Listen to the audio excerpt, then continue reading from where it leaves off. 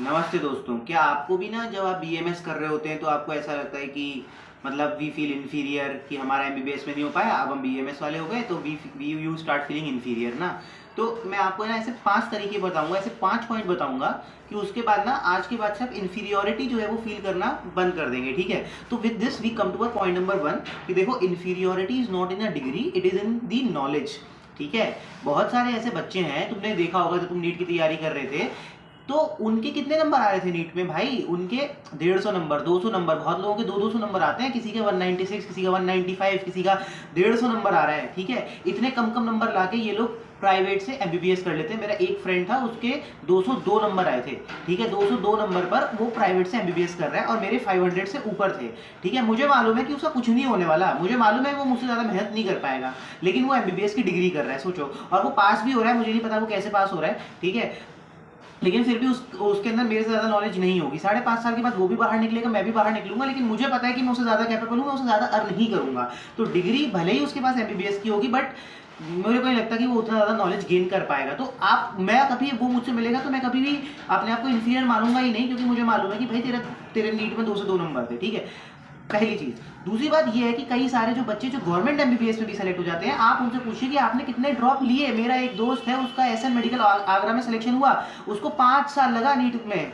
ठीक है, 5 साल। और मेरा, हम लोग क्या होते हैं, बहुत सारे फैमिली प्रेशर के बाद, पीयर प्रेशर की वजह से 1 साल या 2 साल ही ड्रॉप कर पाते हैं। जैसे मैंने 2 ही साल ज़्यादा ड्रॉप किया, दूसरी साल भी बहुत मुश्किल से मम्मी पापा ने माने ही नहीं। जब मैं जिद पे अड़ गया तब जाके 1 साल और मिला, उसमें भी कुछ नंबर से चलो आए, मेरा फिर से सिलेक्शन नहीं हुआ और उन्होंने उसके बाद मुझे ड्रॉप भी नहीं करने दिया।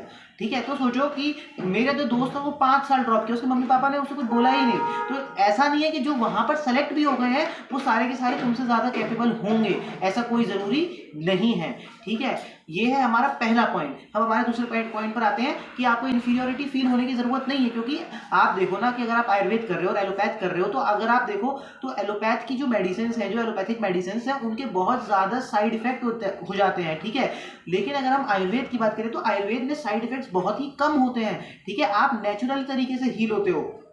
ठीक है, तो आप ये सोचो ना कि अगर कोई आपसे बोल रहा है कि तुम इन्फीरियर हो, अरे हम कैसे इन्फीरियर है भाई, हमारे पास नेचुरल मेडिसिन है, हमारे पास नेचुरल मेडिसिन है जिनका कोई साइड इफेक्ट नहीं है, और ट्रीटमेंट तो होता है। जब हम पहले दिन कॉलेज के अंदर गए थे ना, तो हमारे एक सर थे, उन्होंने हमको यही आके बोला था, अब तो तुम आ गए हो, अभी तो तुम्हें कुछ, तुम लोग आयुर्वेद के बारे में तो उल्टा सीधा बोलोगे, बहुत कुछ तुम्हें नॉलेज ही नहीं होगी। लेकिन जब तुम पहली बार आयुर्वेदिक मेडिसिन से पेशेंट को ठीक होते हुए देखोगे ना, तब तुमको रियलाइज होगा कि मतलब ये वाकई में बहुत अच्छी साइंस है। तो वो पहली बार रियलाइज होगा, और ये एक्चुअल में हुआ। जब हम लोग ओपीडी गए और पेशेंट्स आए और हमने उनको नेचुरल वे में हील होते हुए देखा, तब हमको रियलाइज हुआ कि नहीं यार, दिस इज ग्रेट, है ना, साइंस इज ग्रेट। तो इसमें फिर इन्फीरियोरिटी किस बात की भाई? पेशेंट तो तुम भी हील कर रहे हो, पेशेंट तो हम भी हील कर रहे हैं, तुम एलोपैथिक से कर रहे हो, आयुर्वेद से कर रहे हैं, पेशेंट तो ठीक हो रहा है। तुम्हारी मेडिसिन से क्या हो रहा है? साइड इफेक्ट हो रहा है। हमारी मेडिसिन से साइड इफेक्ट नहीं हो रहा है, वो व्यक्ति नेचुरली हील हो रहा है, इसीलिए आपको इन्फीरियोरिटी बिल्कुल भी नहीं लेके आ रही है। ठीक है, ये होगा दूसरा पॉइंट। हम बात करते हैं तीसरे पॉइंट की, तो है आयुर्वेद और एलोपैथी। जब आप आयुर्वेद के अंदर आते हैं, बीएमएस करते हैं, तो आप तो ये सोचिए कि आप सुपीरियर हैं और वो वाले लोग इंफीरियर हैं, एलोपैथ वाले, क्योंकि आपके पास दोनों तरह का नॉलेज है। ठीक है, आप भगंदर भी पढ़ेंगे और फिस्टुलाइन एनो भी पढ़ेंगे, हिमोरॉइड्स भी पढ़ेंगे।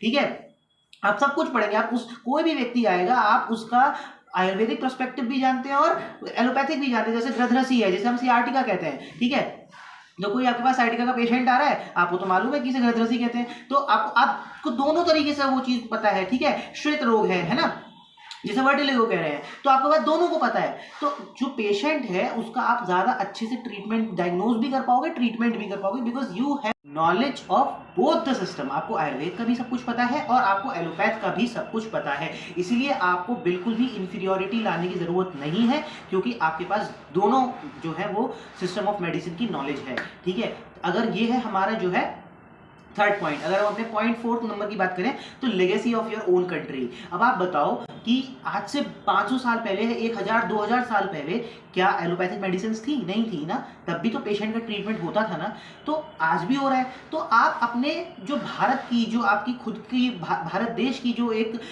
लेगेसी है, जो हमारी पारंपरिक जो चिकित्सा पद्धति है, आप उस लेगेसी को आगे लेके जा रहे हो। ठीक है, आप किसी फॉरेन चीज को नहीं लेके आ रहे हो। मैं ये नहीं कह रहा कि उनकी खराब है या गलत है, क्योंकि मुझे मालूम है कि हार्ट ट्रांसप्लांट होगा तो वो पहले के जमाने में नहीं होता था, आज के जमाने में है। ठीक है, पहले के जमाने में अगर देखें एनेस्थीसिया शायद ही बहुत कम था, लेकिन आज के जमाने में है, ठीक है। तो मैं खराब किसी को नहीं कह रहा हूँ, मतलब मैं ये कह रहा हूँ कि आपको इन्फीरियोरिटी फील नहीं होनी चाहिए, ठीक है। उनकी भी मेडिसिन अच्छी है ना। हार्ट ट्रांसप्लांट आप नहीं कर पाते, पहले के में लिवर ट्रांसप्लांट, किडनी ट्रांसप्लांट शायद नहीं होता था, ठीक है। आज के ज़माने में होता है, तो वो उन्हीं की देन है। लेकिन आपको ये गर्व करना चाहिए कि आप अपनी पुरानी पद्धति, जो आपकी लेगेसी है, जो हमारे भारत की जो चली हुई आ रही जो एक चिकित्सा पद्धति है, आप उसको आगे बढ़ा रहे हैं। मतलब आप अपने देश को एक तरीके से, अपने देश को आप रिप्रेजेंट कर रहे हैं। आप यहाँ से कई सारे लोग क्या करते हैं, ऑस्ट्रेलिया भी जाते हैं, बहुत सारे सऊदी अरेबिया भी जाते हैं, क्योंकि अब तो इसको काफ़ी जगह खुल रहा है। तो यू फील स्टार्ट प्राउड, मतलब तुमको प्राउड हो रहा होगा कि यार हम भारत की चिकित्सा पद्धति को हम आगे बढ़ा रहे हैं, ठीक है। तो इसमें इंफीरियोरिटी वाली कोई बात नहीं होनी चाहिए कि नहीं तुम इंफीरियर हो गए, तुम सुपीरियर हो गए, नहीं। तुम अपनी पैथी में प्रैक्टिस करो, हम अपनी पैथी में प्रैक्टिस कर रहे हैं, लेकिन तुम्हें अपनी पैथी में बहुत अच्छा नॉलेज होना चाहिए, और नॉलेज है तो तुम अच्छा रहोगे, ठीक है। तो तुमको इस बात का गर्व होना चाहिए कि तुम अपने ही देश की पैथी को आगे बढ़ा रहे हो। You should feel proud that you are, मतलब promoting your own system of medicine, ठीक है। तो ये मेरा पॉइंट नंबर 4 हो गया। और 5th नंबर है गेनिंग ग्लोबल, है ना, एक्सेप्टेंस या गेनिंग ग्लोबल रिकॉग्निशन। अब देखो आयुर्वेद जो है ना, धीरे धीरे करके काफ़ी सारे कंट्रीज के अंदर भी अब मतलब एक्सेप्ट किया जा रहा है। बांग्लादेश में, नेपाल में, और भी सऊदी अरेबिया में, है ना, ऑस्ट्रेलिया में, और भी काफ़ी सारे कंट्रीज हैं जिसमें कि मतलब लगातार आयुर्वेद का स्कोप बढ़ता जा रहा है। तो तुमको ना इन्फीरियोरिटी वाली फीलिंग नहीं आनी चाहिए, है ना।